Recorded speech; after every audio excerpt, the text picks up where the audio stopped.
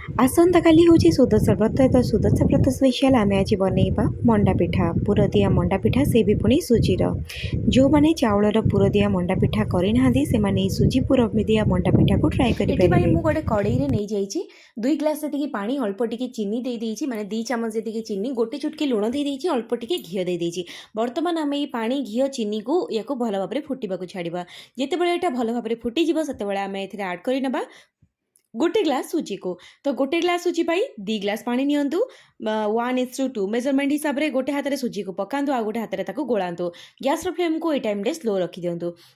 या आम medium flame यही भाव में भल भाव में सुजी को आम से पर्यंत या गोलेबा जेपर्यंत एटा गोटे एमती डो टाइप को न आमती आम अटा चकटुचे बस एमती गोटे गुड़ा को सी न आसी। तो ये देखिपे सुजी आमर बहुत बढ़िया भाव में कड़ई छाड़ीगला। एवं आम कभर करके 10 मिनिट पर्यंत गोड़े छाड़ीदे। 10 मिनिट पर यहाँ सुजीटा टिके ठंडा हो जाए। तो मुझे गोटे प्लेट को काढ़ी नेली। एमती घोड़े रखा द्वारा सुजी भी बहुत शीघ्र सीझी जाए। एठी मु गोटे बड़ साइज्र नड़िया को कोरिकी नहीं जाइए। तो आपन गोटे कथा कही रखा चाहिए नड़िया कोरा मुझे नहीं गोटे ग्लास सुजी हिसाब से से पूरा परफेक्ट थिला माने आउ मोर किछि भी नड़िया कोरा बड़ी नथिला।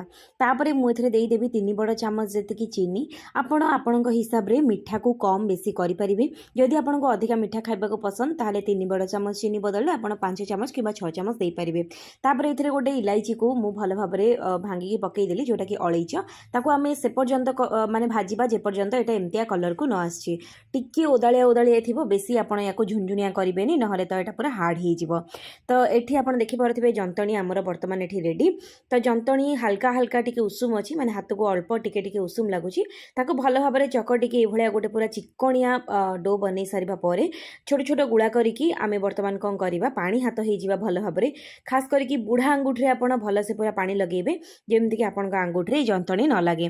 तो एठी आपण देखि पारथिबे मु माने ताको एमति गोटे गिनार सेप दे देली ता भितर नड़िया पुर दे देबी। आपण जेते अधिक मात्रा नड़िया पुरटा देवे ना यहाँ खाइबा बहुत ही टेस्टी लगे।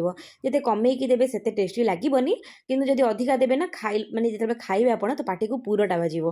तो या भाव में आम भल से जी पार्ट बलुची तार एमती करनी जी पार्ट बलुची आम से थोईदबा आउ एभलिया गुड़ा करके आम सबूक बनई नबा। बहुत सहज होता है काकेरा पिठा अपेक्षा मंडा पिठा बनइबा। पानी साहाय्य भाव में चिकना करदेबे चारिपट साइड को जमती कोठी किछि क्रैक नथिबो।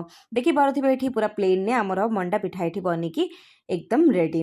तो चलतु एठी मु एई भली भाबरे सब मंडा पिठा को बनई नेबी। देखि पारुथिबे एठी मु किछि मंडा पिठा को प्रस्तुत करि नैछि। एठी कड़ई रे तेल को पूरा हाई फ्लेम रे मु गरम हवा पई रखिथिली। तेल जेते बेले भल भाबरे गरम हेइ जिवो ताको आमे वर्तमान मंडा पिठा को पकेकी मीडियम फ्लेम रे ताको आमे फ्राई करिबा।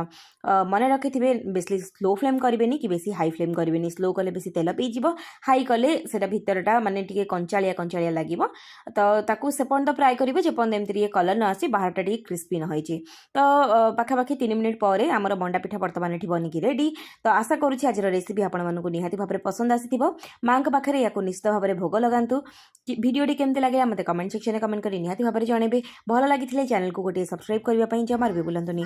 तेबे आज पई एतिकी विदाय दियंतु। रहुछि नमस्कार जय जगन्नाथ।